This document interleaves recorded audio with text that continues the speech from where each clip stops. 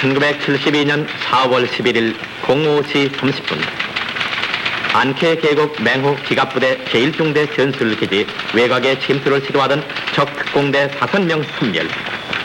이로부터 2주간에 걸친 안개 패스의 결전은 시작됐다. 이 기록 영화는 선열과 초연이 채 가시지 않은 안개의 격전장에서 당시 직접 용맹을 떨쳤던 많은 영웅들이 직접 등장해서 생생한 실전의 모습을 보여주고 있다.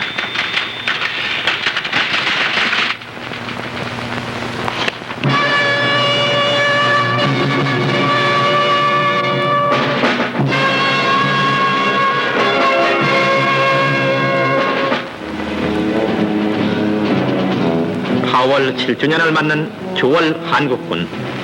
그동안 맹호, 백마, 청정부대 등 조월 한국군은 많은 전투에서 승승무적의 전통을 세움으로써 정예 한국군의 위용을 내외 크게 과시했다. 그러나 공산 월맹군은 소강 상태에 있는 월남전의 침묵을 깨뜨리고 지난 3월 30일부터 월맹 정규군 13개 사단과 많은 탱크를 동원 월남 전역에 대대적인 공격을 가해왔으며 급기야는 4월 11일 새벽 5시를 기해 19번 공로상의 중부 고원지대에 위치한 안개 패스를 장악 점거할 목적으로 우리 맹호부대 기갑연대 1중대 중대 기지에 맹렬한 공격을 가해왔던 것이다. 이로부터 안개 패스의 치열한 전투는 불붙기 시작했다.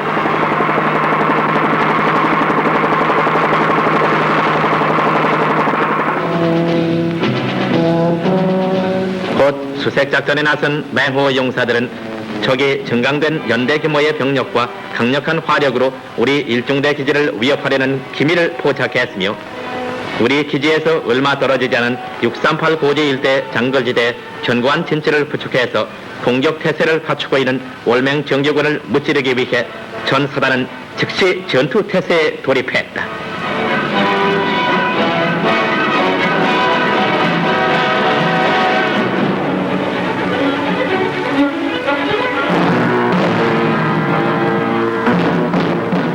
(4월 12일) 오후 6시 안개 패스의 출동 명령을 받은 기갑연대 제6중대장 정태경 대비는 즉각 소대장들을 소집 면밀한 장명을 하달했다.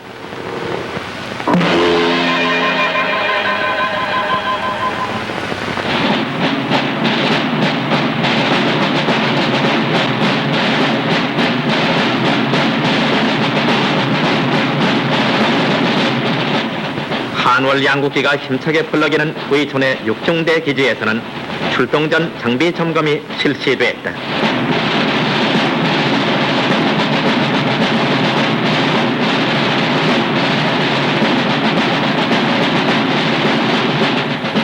병사 한 사람 한 사람에 대한 건강 상태까지 확인하는 중대장은 병사들의 빛나는 눈동자에서 그 어느 때보다도 사기가 충천해 있음을 확인하고 흐뭇한 마음을 감추지 못했다.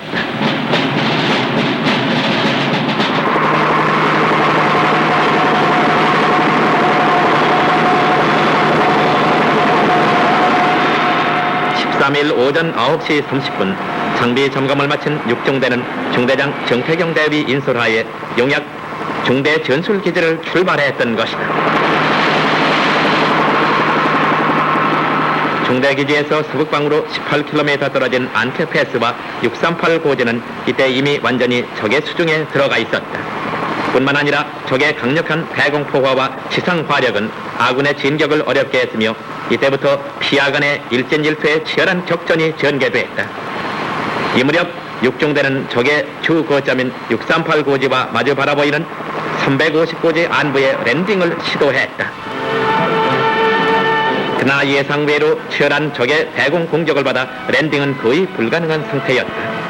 이러한 적의 빗발치는 대공포화 속에서 5대의 헬리콥터는 2시간 가까이 350 고지 상공을 나르며 랜딩을 시도했고 장병의 긴장은 최고조에 달했다.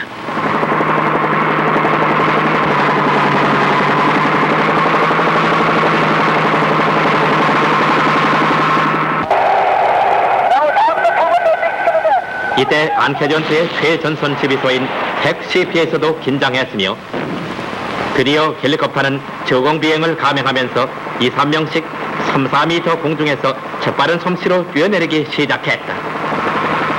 완전 무장을 한 무거운 몸이지만은 생사를 가름하는 전투에서의 기동인지라 그토록 기민할 수가 없었다. 용감하면 살고 비굴하면 죽는다. 랜딩할 때 신속한 동작으로 산계하라. 또한 평소 연마한 전투 훈련을 실전에 활용할 초로의 기회가 왔으니 십분 능력을 발휘하라. 그리고 여하한 역경 속에서도 대한의 나무답게 용감히 싸우라는 중대장의 출동 전 강조사항을 전 중대원이 실천해 나아갔던 것이다. 이러한 악전 고투 끝에 중대장을 포함한 장교 4명과 사병 53명이 적진 속에 뛰어들었던 것이다.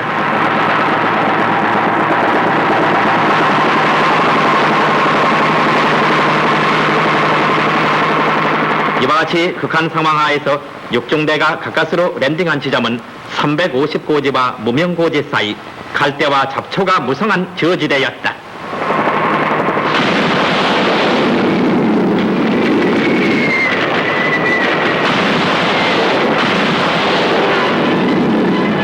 적의 화력은 집중됐으며 중대장 정대위는 이렇게 긴박한 상황 속에서도 병력을 산계시킨 후 적의 역습에 대비해 즉각적인 경계 태세에 들어갔다.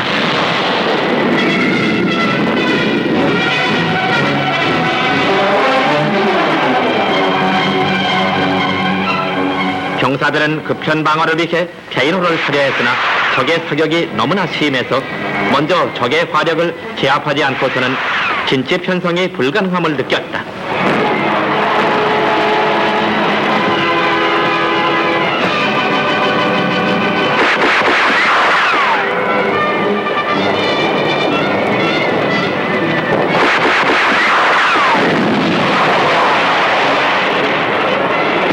중대장은 택시 피해라 즉각 건십을 요청했다. 바로 앞에 선대에서 저하는 상황을 되고 있는데 이와 같은 긴박한 상황을 접한 택비의 기갑연대장은 즉시 미군의 건십 지원을 요청했으며 5분 후에 건십기가 날아왔다.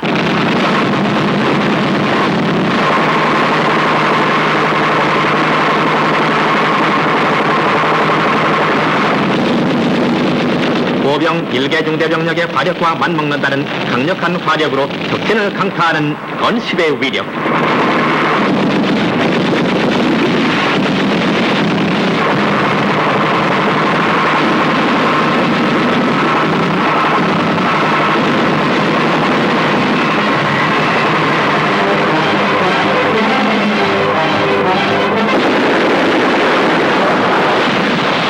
맹렬한 공중 엄호를 받은 육중대원은 이때를 놓칠세라 쏜살같이 공격해 들어갔다.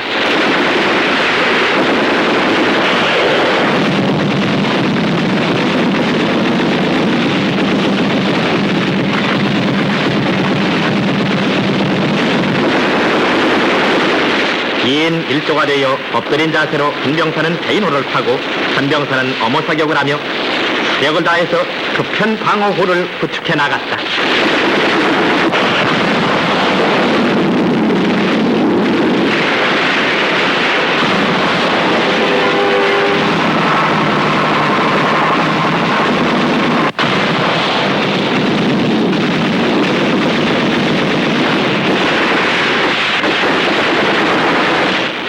적의 직사화기 수류탄은 계속 날아왔으며 지형 지물의 이용도 여의치 않았다. 그러나 이러한 순간에도 기민하고 용감하며 침착한 병사들은 시기를 잃지 않았다.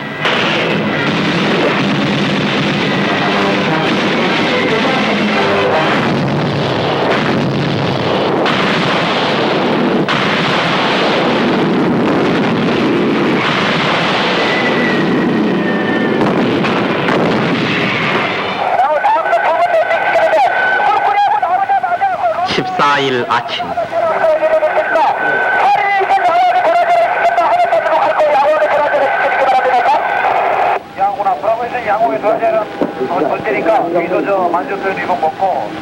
긴장 속에 하룻밤을 지낸 중대장은 중대가 고립된 이 불리한 갈대밭에서 우선 벗어나기 위해 350고지 북단에 위치한 무명고지를 점령하기로 결심하고 먼저 3소대장 손창현 중위를 중심으로 한 17명의 병사들로 특공조를 편성했다.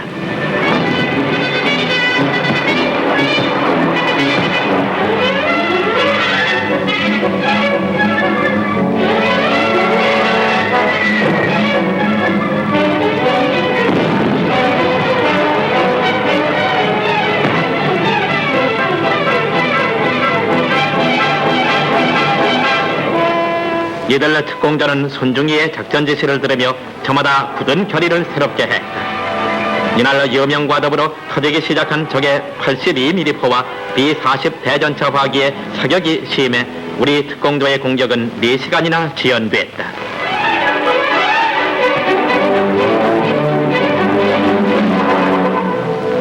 드디어 특공조는 기동을 시작했다.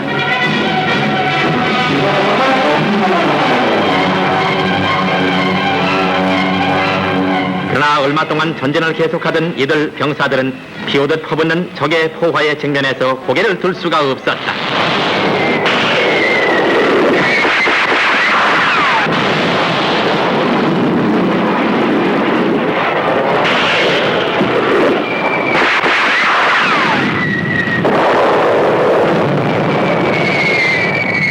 적의 강력한 화력으로 손중이에 의해 시도됐던 특공조의 1차 공격은 실패로 돌아갔다.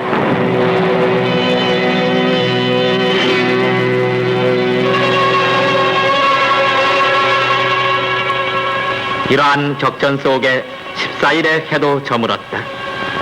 적의 야간 공격을 제압하고 야간 기동을 막기 위해 우리의 포병은 밤새 쉬지 않고 적지를 중점적으로 강타했으며 육중대원들은 한단없이 들리는 아군포의 어머 사격 소리를 방패 삼아 한밤을 지새웠던 것이다.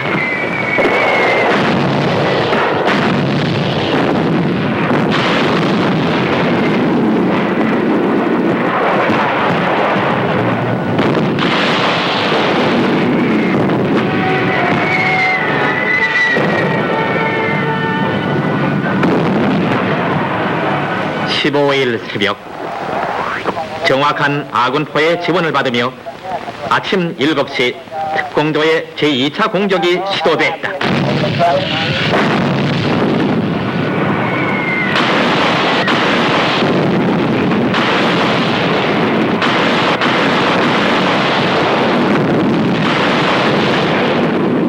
특공조는 목표 지점에 포사격 지원을 받으며 은밀히 접근했다. 특공조의 필사적인 공격에 놀란 적들은 곤비백산 엄폐물을 찾아 숨기에 바빴다.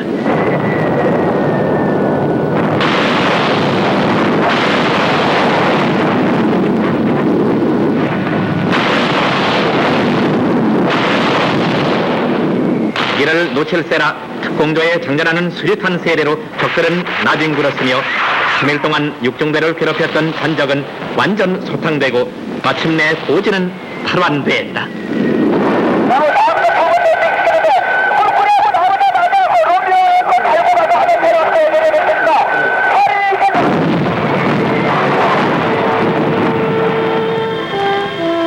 중대원은 즉시 이동해서 철저한 사주 경계에 들어갔으며 이 소대장의 전사를 확인한 중대장은 군대장인 김하사에게 소대장의 역할을 감당해낼 것을 명령했고 김하사는 이러한 절박한 상황에 처해서 최선을 다할 것을 굳은 악수로서 다짐했다.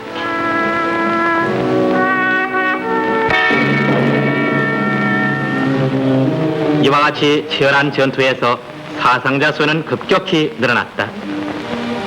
적의 집요한 대공포화로 사상자 구성은 불가능했으며 이에 따라 위생병은 최선을 다해 환자들을 응급처치해 나갔다. 그러나 응급처치만으로는 도저히 중상자의 생명을 부지하기 어렵다는 것을 너무나도 잘 아는 위생병은 자신의 생명이 바작바작 타들어가듯 애를 태워야 했다.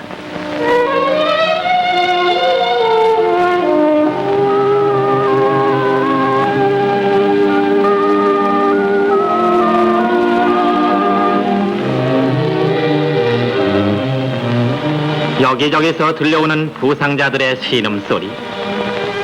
이 부하들의 고통을 자신의 고통보다 더 아프게 느끼는 중대장은 애써 부하들의 상처를 어루만지며 위로와 격려를 아끼지 않았으나 아픈 상처의 고통을 달랠 길 없는 환자들의 신음은 더해만 갔다.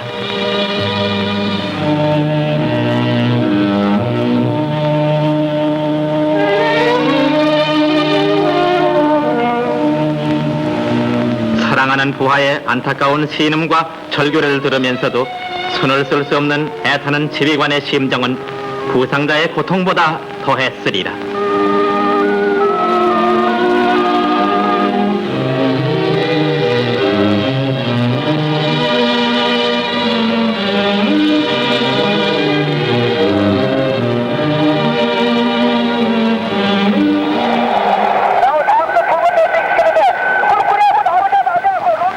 악몽과 같은 밤은 가고 16일 아침이 밝아왔다.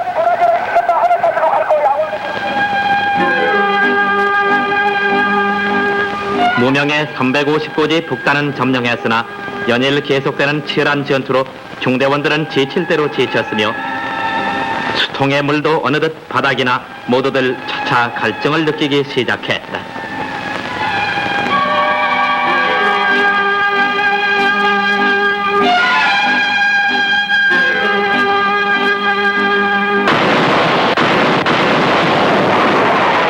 이제 돌연 100m밖에 떨어지지 않은 남쪽의 무명고지로부터 가스탄의 공격을 받았다. 신속한 동작으로 이에 대처하는 용사들. 그러나 방독면을 뒤집어 쓴 병사들은 심한 더위와 갈증 때문에 실로 견디기 어려운 고통을 겪어야 했다.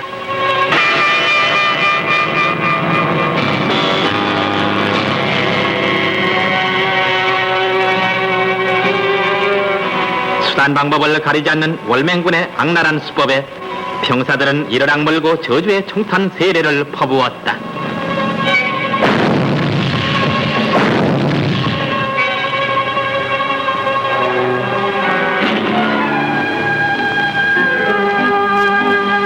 타들어가듯 심한 갈증 속에서도 애끼고 애껴오던 이 마지막 수통이 이렇게 뚫려 있을 줄이야. 실로 안타깝고 애타는 순간이었다. 비오듯 흐르던 땀도 이제는 더 이상 흘러내릴 수분이 없었으며 온몸에는 허옇게 복해가 돋아났다. 차라리 적과 맞붙어 싸우기보다 타들어가는 갈증을 견디기가 더욱 어려웠다.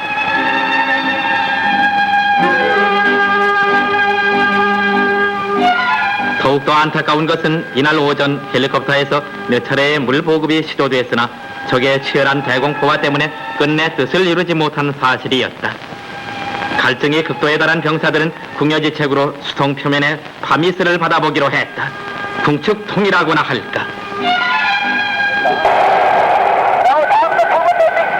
한편 육중대를 구출하기 위해 5중대가 390고지를 온종일 공격했으나 적의 완강한 저항으로 끝내 무위로 끝나고 말았다.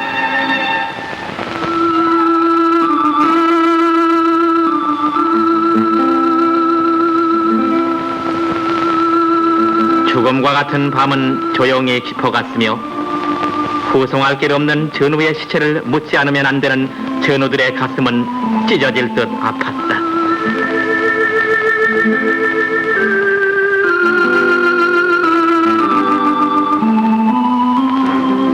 이따금 들려오는 산발적인 총성은 마치 전우의 죽음을 애도하는 조청마냥 무섭도록 적막한 전쟁터의 밤공기를 뒤흔드는 것이었다.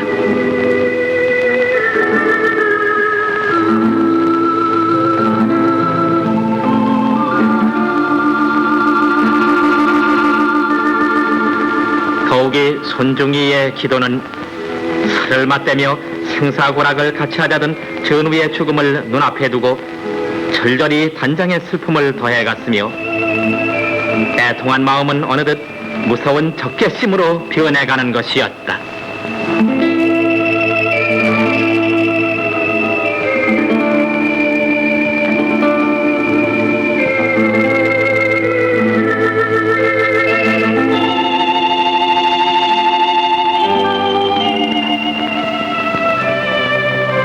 심신양면으로 고통스러웠던 긴 밤은 가고 16일 아침은 밝아왔다. 여명과 함께 병사들의 눈길은 수통 표면에 맺힌 몇 방울의 이슬방울에 쏠렸다. 앞을 다투어 수통을 헐는 병사들의 안타까운 모습. 그러나 이것으로 어찌 해갈이 되랴.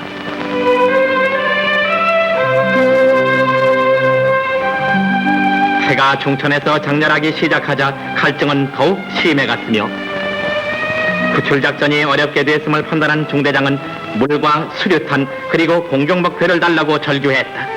보급 노력은 계속되고 있다. 끝까지 용감히 싸우라. 되풀이되는 테크의 응답도 병사들 못지않게 안타깝기만 했다. 드디어 오후 2시 900피트 상공에서 기다리던 물통이 떨어졌다. 앞을 다투어 물통을 주우려고 적에게 노출되는 병사들, 총을 휘두르며 이를 저지하는 중대장. 그야말로 눈 깜짝하는 순간이었다. 중대장과 삼소대장이 잇따라 부상을 입게 된 것이다. 지휘관의 부상을 알리는 통신병의 처절한 모습. 그토록 안타까이 기다리던 물보급이 비극의 순간으로 뒤바뀔 줄이야. 더구나 그 많은 물통 중 겨우 2개를 줍는 데 성공했으나 모두 뚜껑이 터져버렸으니 실로 군통이 터지는 일이 아닐 수 없었다. 마지막까지 애껴 간직했던 사과즙 통조림을 부상한 중대장에게 권하는 이만직 병장의 모습이야말로 상경하에의 산 귀감이 아니고 무엇이랴.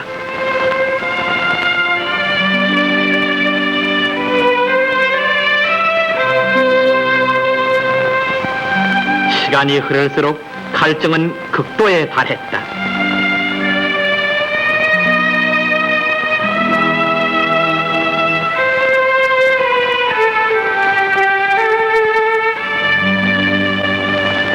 견디다 못한 병사들 중에는 자신의 오줌을 받아 커피가루를 타서 마시는, 실로 일찍이 듣도 보도 못한 광경까지 연출하기에 이르렀으니 이 전투가 얼마나 가열을 극했는가를 능히 미루어 짐작할 수 있는 것이다. 이 기막힌 광경을 보고도 못 본 채 해야 하는 중대장의 가슴은 미어질 것만 같았다.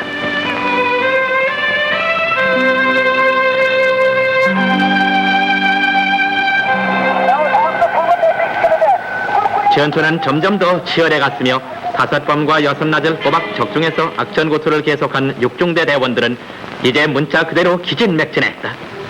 그러나 졸면 죽는다, 먼저 보고 먼저 쏘자는 교훈을 되씹으며 장병들은 최후의 일가까지 버티어 나갔다.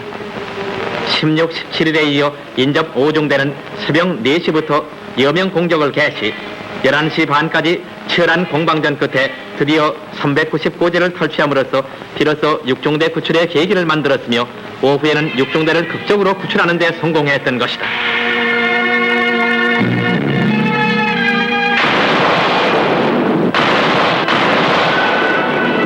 그러나 월맹 정규군 중에서도 최강을 자랑하는 적 3사단 12연대는 증강된 화력으로 안케패스 일대에서 우리 지감연대에 맹렬한 포화를 퍼부어왔다.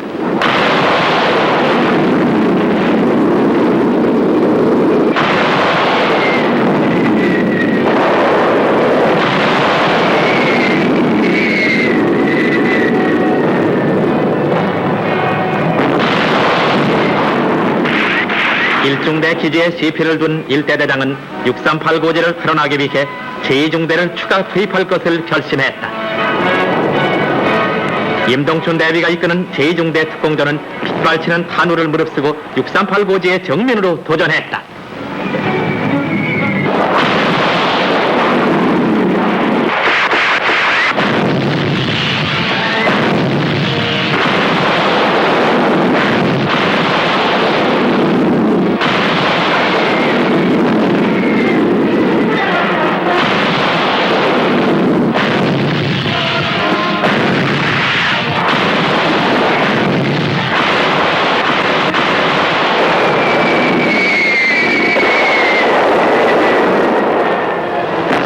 앞을 다투기라도 하듯 적진을 향해 비호같이 돌진하는 특공대원들.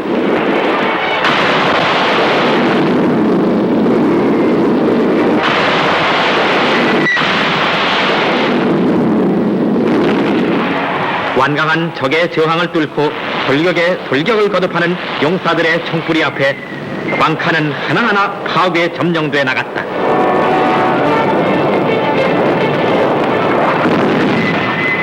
불사신 같은 9명의 특공대원들은 땀과 흙으로 범벅이 되면서 숨가쁜 돌격을 거듭한 끝에 마침내 638 고지 부분응선까지 진출한 것이다.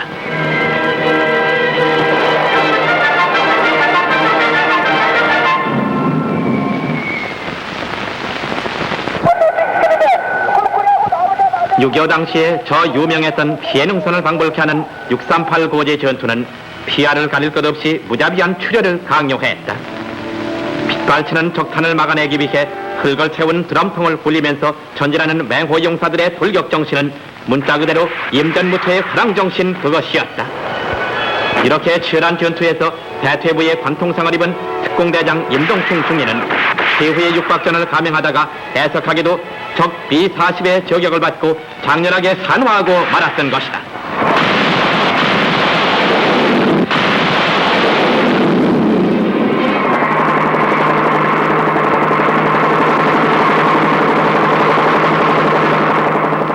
조월 한국군으로서는 8월 1일에 처음 겪는 이 정규전 상황의 안케페스 작전을 돌아보기 위해 이세호 조월 한국군 사령관도 최전방 110B에 도착했다.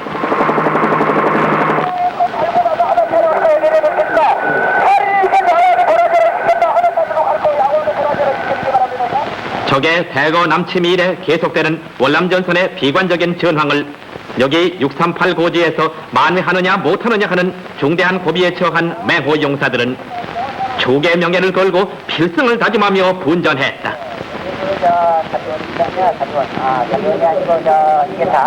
이게 바로 앞에 상당히 좋아하는 상황으로 되고 있는데 물론 조금 지금 거지만은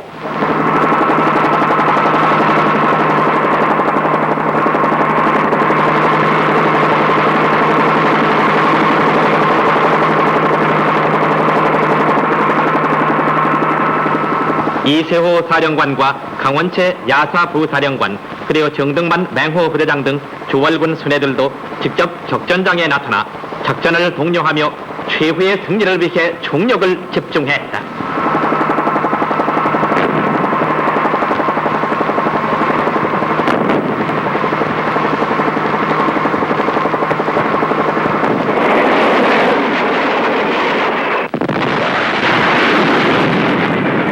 드디어 638 고지 상공에는 F-5 팬텀기가 나타나 맹렬한 공중 공격을 퍼붓기 시작했다. 아군의 사기는 더욱 충천했으며 거머리와도 같은 저항을 계속하던 적은 구경과 함께 산산조각이 나고 울창하던 638 고지 일대의 지형도 맹렬한 포화에 그 모습을 바꾸기에 이르렀다.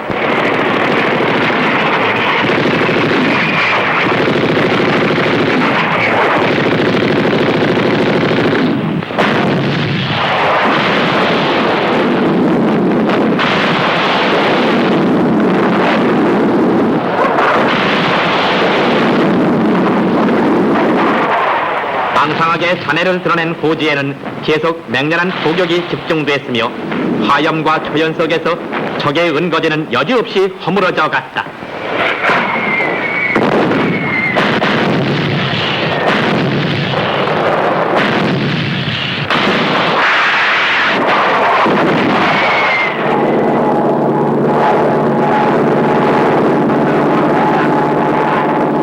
같이 강력한 화력 앞에 적은 완전히 전의를 상실하기에 이르렀으며 아군은 오반기를 이용해서 월남으로 된 전단을 살포하며 월맹군의 투항을 권유했다.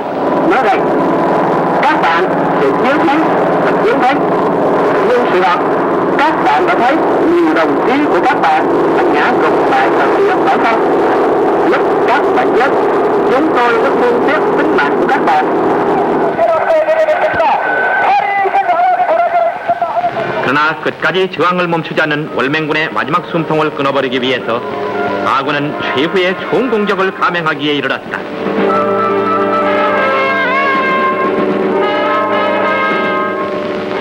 이무표 중위가 이끄는 4중대 특공대는 24일 오전 4시 1중대 전술기지를 출발하여 공격 목표인 638 고지를 향해 이동을 개시했다.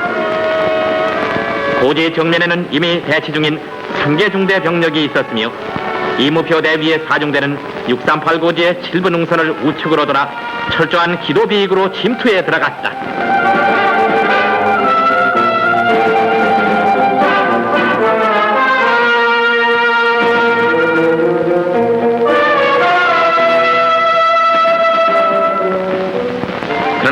지형에 익숙치 못한 특공대는 5시 반경이 돼서야 공격 개시선에 도착할 수 있었다.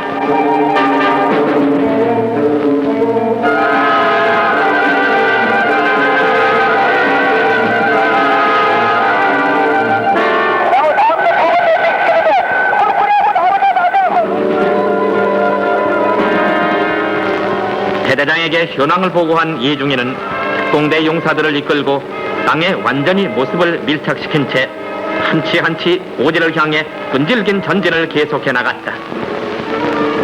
옷은 찢기고 온몸은 이슬에 흠뻑 젖어 들어갔다.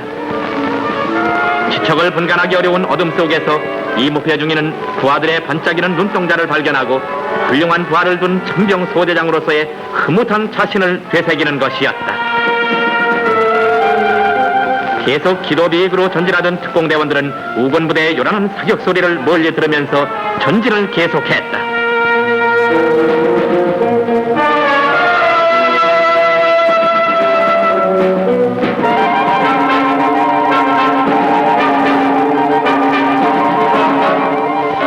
(6시 35분) 드디어 마지막 돌격선에 도달한 이중희의 특공조는 최후의 공격을 위해 착검 돌격 명령을 기다리며 몸을 움츠렸다.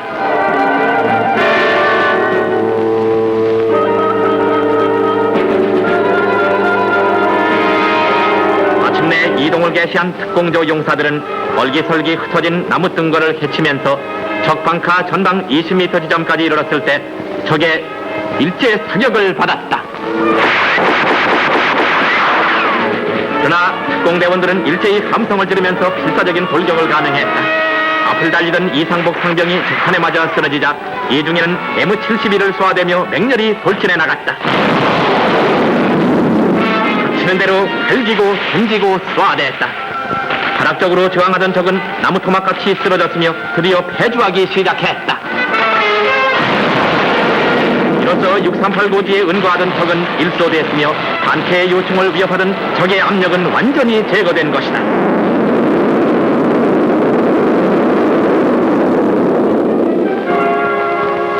이렇게 해서 대거 남침이 이래 계속 월남 정부군을 압도하면서 맹위를 떨치던 월맹 정규군의 예봉은 여기 안케의 고갯마루에서 여지없이 그 콧대가 꺾이고 말았으니 철거미 마냥 저항하던 적 시체가 705구, 배소화기 노백 250정이라는 승승맹호의 대전과를 세계 매스컴은 배소 특필했다.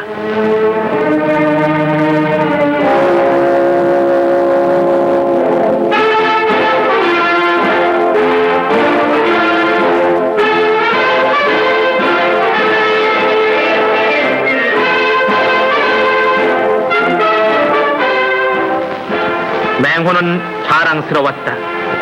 결례도 자랑스러웠다.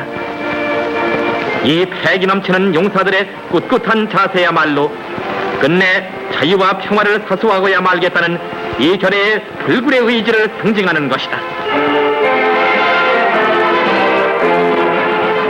승리의 순간을 되새기는 자리는 마냥 흐뭇하고 자랑스럽기만 했다. 말로 다 할 수 없을 만큼 그 어려움이 컸기에 그 영광은 더욱더 빛을 더하는 것이었다.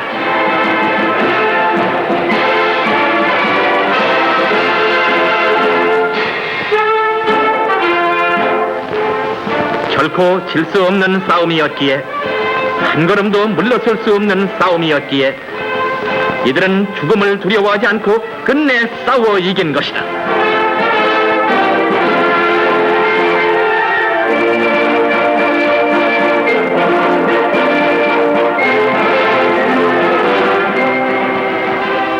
그날 그 격전, 철거미 마냥 달라붙었던 638의 적. 우리는 싸웠노라, 싸워 이겼노라. 인류의 평화와 자유를 위해 안케의 고갯마루에 산화한 명령들이여. 족의 이름으로, 결의 이름으로 이 한편의 기록 영화를 그대 안케의 영웅들 영전에 바쳐 영원히 그 영광을 기억하리라.